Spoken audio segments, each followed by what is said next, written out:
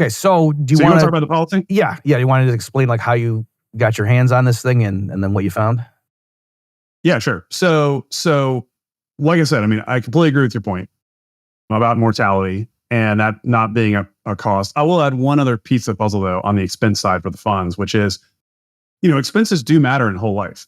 I mean, they really do. In the same way that if you're assuming that a fund company is charging more for their fund and that's giving them more profits, like you should care about the expense ratio at the insurance companies that you work with for mutual whole life. The lower expenses they have mean more benefits to policyholders. And there are some companies that manage expenses better than others. And so I think that's still an important kind of element of the story that you should not ignore that is comparable to the investment world. So what I found was this perfect policy. So this is someone in my family.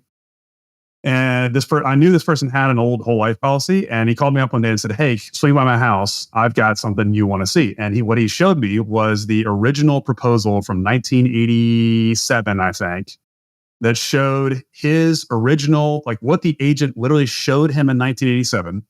And then he sent me all of his current statements. And so I had a point of comparison. I had what the original cash value was supposed to be, and I had what his actual cash value is right now. And I had a line by line, accounting of what the policy looked like from 1987 until now based on the original illustration. So the proof point is, okay, this person bought this policy in 1987. So they own, or 88, I think actually. They bought it in 88. They have kept it, have made every premium payment, have never taken policy loans out of it. And so it's like, from a comparison standpoint, perfect comparison because there's no noise in the contract, right? What happened on the illustration is what actually happened in the real world in terms of him paying premiums and not touching the cash value. So I'm not saying you shouldn't take policy loans, right? But he hasn't, and It's just like pristine from a comparison standpoint. So I went in there and said, okay, well, I can see he's paid, $2,200 in premium or whatever. And I can see the cash values every year. I can actually recreate what this illustration, what the expenses were. I know how this thing works, and I can go through and say, okay, I can see exactly how this policy cash value shows up every year. What then, okay, well, the illustration is not accurate. We know that. The illustration was run at 10.25%. The DIR has not stayed at 10.25%, obviously. And so the original projection showed like $500-something of cash value. That isn't the right benchmark. And I think this is one knock on permanent life insurance and whole life in particular. They'll say, well, yeah, but look at the 1980s, dividend interest rates were illustrated at 10%. Nobody got 10%. This must be a bad product. Well, yeah, because interest rates back then were 14 or 15%, and now they've come down. If everything was working properly, you would expect dividend interest rates to come down too. And so that's what you would expect. So the real question is not, should the policy have $500,000 cash value? No, it should not. The real question is, given the expenses, which again, you can see by just reversing that formula we talked about earlier, right? Premium in, expenses out, add interest, you get cash value. Well, I can go back and figure out then what the expenses are if I know the cash value and I know the interest rate. So that's easy. So pull the expenses out. So if I go back and take the actual dividend interest rate, plug it into the cash values every year. So as the DIR went down over time, as it should, as interest rates fell, we should expect to see the policy perform on the Excel spreadsheet very similar to what it has done in real life, if expenses haven't gotten worse or if mortality hasn't gotten worse. So that's what I did. I plugged in the real dividend interest rates from 1988 until now. Final cash value was off by like $400 out of $250-something thousand or whatever the numbers were. And so to me, and by the way, it's better than what I calculated because they've had some expense reductions and some mortality improvements since then. So actually, this is a more efficient contract than when my family member bought it in 1988. So the title of the article is Proof Pudding, because the proof is in the pudding. We've got a policy from 1988. It's done exactly what it's supposed to do. It delivered exactly the IRR it was supposed to deliver. The carrier did exactly what they were supposed to do. The policy performed exactly as expected. And yeah, did it perform at 10.25%? No, because interest rates went down. But if you compare it back over time to T-bills, to even buying corporate bonds, to even buying low-rated corporate bonds, even without taking taxes out, this thing performs better than all those asset classes. And so to me, it was a stunning sort of proof that whole life in this context did exactly what it was supposed to do by maintaining the expenses and keeping them low, by maintaining the mortality and keeping it fair, And then by crediting that gross rate and delivering a net return that was exactly the same, the spread, the difference between gross and net was exactly the same as what it was originally illustrated, which is exactly what you want. And so to me, it was like proof that, hey, whole life does what it's supposed to do. And if you actually run the returns on an IRR basis, it was better than treasuries by a good margin. It was better than high-rated corporate bonds. You kind of had to dip into pretty deep, low-rated corporate bonds to get something comparable to whole life, which is exactly what you would expect. Because what's the carrier investing in? A diversified bond portfolio. Mm-hmm. And they're giving you the benefit of it. And so it just did exactly what it was supposed to do. Okay, great. So let me paraphrase and then have you comment. So the original illustration that your family member saw back in either 87 or 88 when they pulled the trigger, if that, looking ahead to say what would be the cash value of this policy in the year 2023, it actually in reality was not as high as what that thing said back in as of 1988. But the reason is not because the carrier in those projections or the illustration was optimistic about what the expenses would be. It's just they assumed interest rates would be how they had been in the 1980s up to that point, and then projected that forward. Right. And so the big reason for the divergence was that interest rates came down. And people go, in case people don't remember that as an economist, I know this, but if you chart U.S. interest rates, I mean, they've just been on a secular decline from the early 80s, just, all the way down to zero, if we're talking short-term rates. And so so your point is, it would be unfair to penalize them, the fact, for them to, and then those weren't guaranteed, by the way. Those are, of course, when we say, what did they say was going to be worth in 2023, that would have been on the non-guaranteed side. So maybe that's an important point to make. So they hit the guaranteed side. Oh, yeah.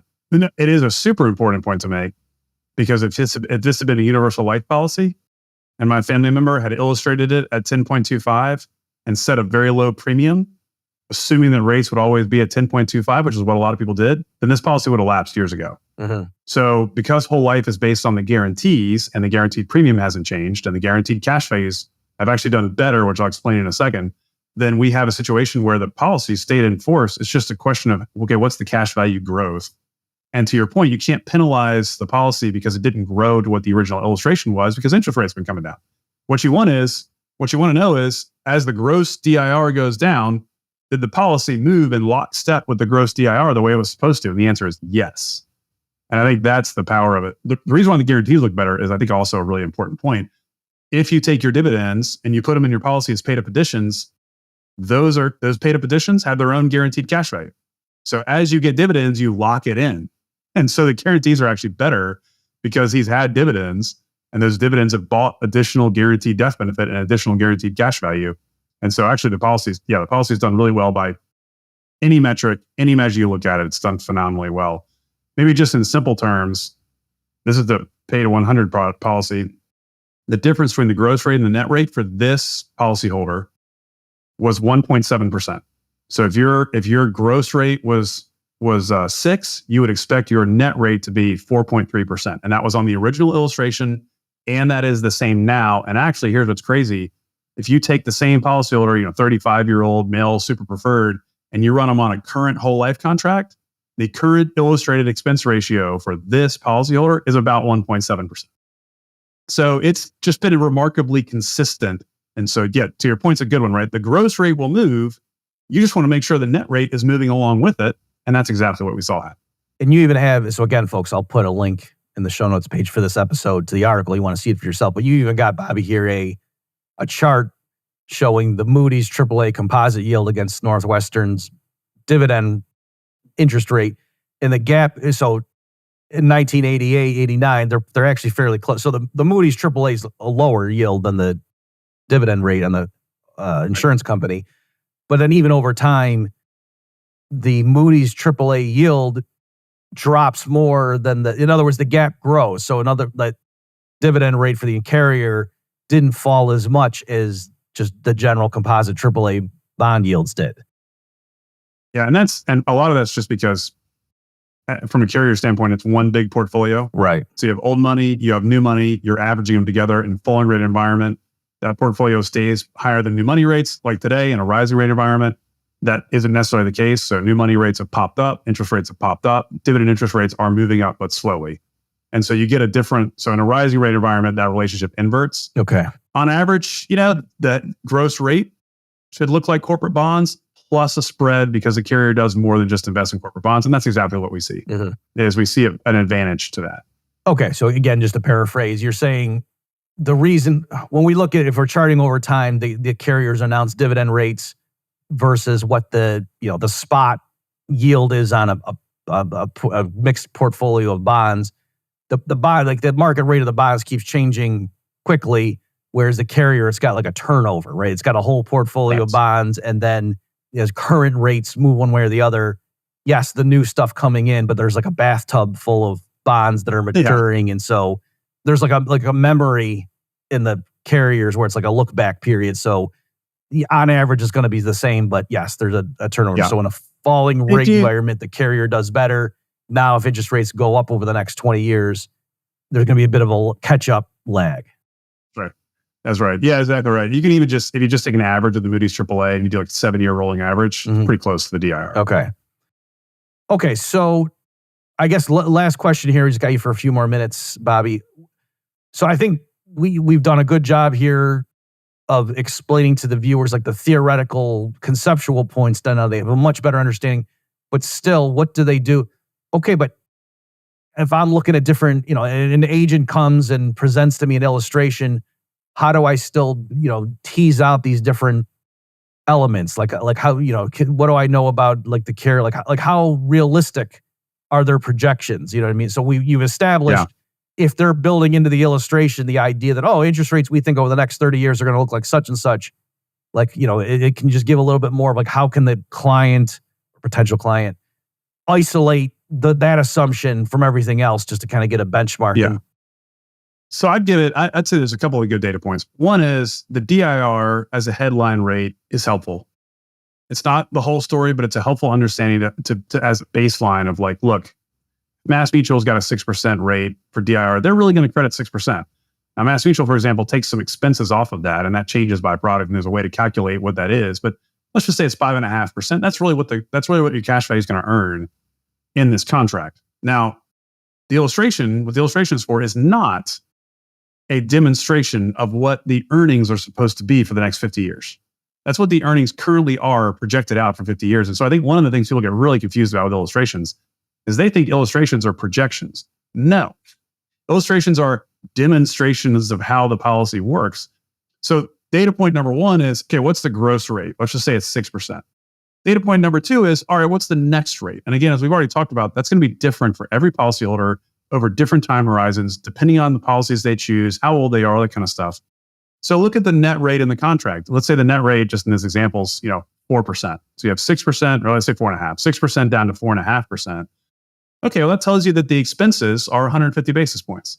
Now, some of those expenses may come right off the DIR. Some of them might be baked into the premium, and some of them are mortality charges.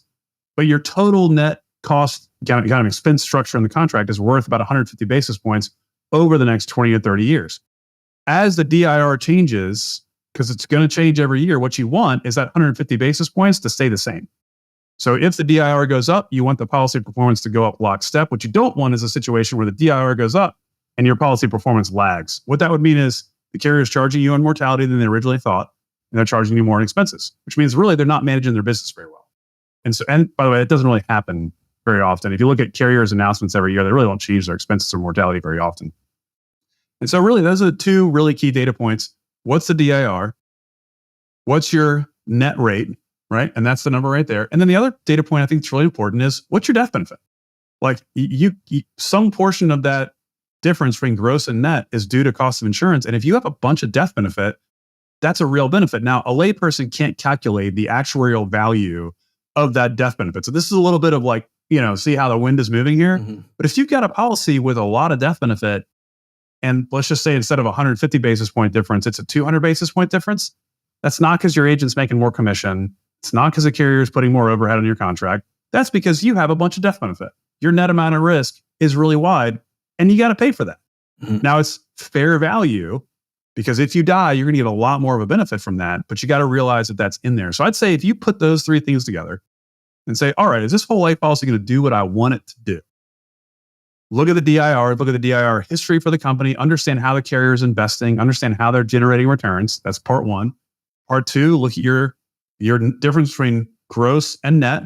That's going to tell you your total expense structure. And if you want to kind of tease out the mortality component, if you've got a lot of death benefit, you should expect that total expense structure to be higher because you got more death benefit there, and that's a benefit to you. If you do an overfunded contract and that corridor is lower, and therefore the expenses are lower, well, that just means you have less. You're pre-funding less of a future benefit in terms of your death benefit. Don't overcomplicate it. Mm-hmm. I think one of the things too is like people get really worked up into comparing illustrations. That is not a good idea. You want to compare the gross versus net, the expense load. That's a helpful data point. And you want to compare the gross rate, DIR, and understand how the carrier does it. I can tell you right now, there are illustrations being shown today for policies that look better than other illustrations. You roll the clock forward 30 years, that relationship could completely invert based on how the carrier actually invests and actually performs. Illustrations are just a snapshot. It's like, imagine you're a movie reviewer and you go to the theater and you walk and you sit in the seat for 2 seconds, see 2 frames, and then walk out and write a review of the movie. You didn't see the movie. Well, if you look at an illustration and decide what you want to do based on just the illustrated performance on today's current DIR, you're watching 1 frame of the movie. You're going to own this thing for 50 years. You better understand the company you're buying it from. And so I would argue, like, from that standpoint, understand when you're buying whole life, you are buying a product and you understand the expense load in the product and the expense structure in the product. That's important. But you're also buying a company. So you really got to understand the company because ultimately you own a piece of that company and you will get and you deserve your piece of the profits of that company. So you better understand what you're getting. And I think that's kind of the difference there in practical terms for picking whole life. Again, don't overcomplicate it. Don't run off the illustration.